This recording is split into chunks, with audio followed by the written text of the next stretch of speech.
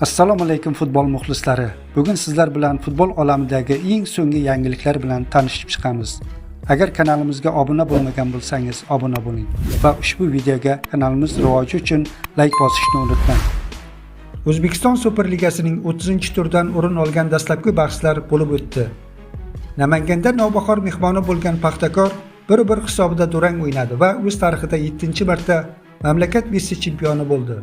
Qarshida Dinamo bilan 0-0 hisobida durang o'ynagan Nasaf esa o'z tarixida 12-marta O'zbekiston bronza medali sohibiga aylandi. Farg'onaning Neftchi klubi o'tgan turda 6-marotaba O'zbekiston chempioniga aylangan edi. Angliya Premyer Ligasining 13-tur doirasidagi Manchester City Leeds o'yini bo'lib o'tdi. Phil Foden birinchi daqiqadayoq gol urib hisobni ochdi. 25-daqiqada yoshga Gvardiol hisobni oshirdi. Ammo shundan so'ng Leeds ikkita to'p kiritib hisobni tenglashtirdi. Phil Foden 91-daqiqada raqib jarima maydonchasi ichidan zargarona zarba yo'llab shaharliklarga 3 ochkoni taqdim etdi. Mezbonlarning o'zbekistonlik himoyachisi Abduqodir Husanov bu o'yinda zaxirada qoldirildi. Turkiya chempionatining 14-turida Istanbul Başakşehir Qosimposha mehmoni bo'ldi va 3-1 hisobida g'alaba qozondi. 26-daqiqada Abbosbek Fayzullayev jarima zarbasidan chiroyli gol urdi. 45-daqiqada Amin Harit oradagi farqni 2taga oshirdi. Başakşehir hujumchisi David Zilke 75-daqiqada ikkinchi sariq kartikadan so'ng maydondan chetlatildi. Oradan 4 daqiqa o'tib, Adim Orous oradagi farqni 1taga qisqartirdi.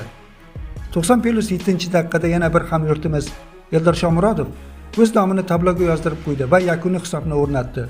3-1. Başakşehir bu g'alaba evaziga 16 ochko bilan 9-o'ringa ko'tarildi.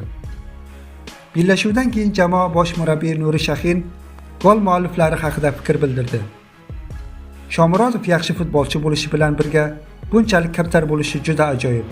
Unda hech qanday yulduzlik alomatlari yo'q. Nima desak bajarishga harakat qiladi va juda professional. Yozda jamoamizga kelib qo'shilgan Abbosbek Fayzullayev va Amin Harit uchun yangi mamlakatga moslashish oson bo'lmadi. Fayzullayev hamda Haritning imkoniyatlarini yaxshi bilamiz. Shuning uchun bu ikki futbolchi Başakşehirda o'ynamoqda. Ikkalasi ham biz uchun juda qadrli. Ular har lahzada o'yin taqdirini o'zgartirishi mumkin bo'lgan futbolchilar hisoblanadi. Bugun ham g'alaba qo'lga kiritishimizda katta hissa qo'shishdi. Abbos jarohat olgandan so'ng uchrashuvlarni o'tkazib yubordi.